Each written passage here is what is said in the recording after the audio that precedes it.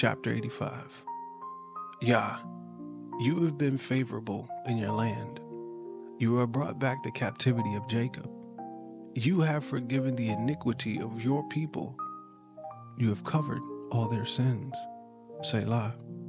You have taken away all your wrath, and you have turned from the fierceness of your anger. Restore us, O Elohim, of our salvation, and cause your anger towards us to cease. Will you be angry with us forever?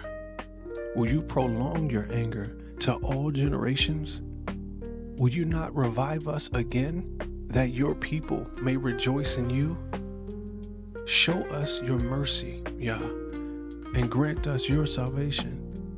I will hear what Yah will speak, for he will speak peace to his people and to his saints. And let them not turn back to folly.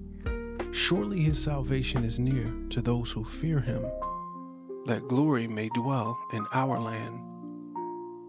Mercy and truth have met together, and righteousness and peace have kissed.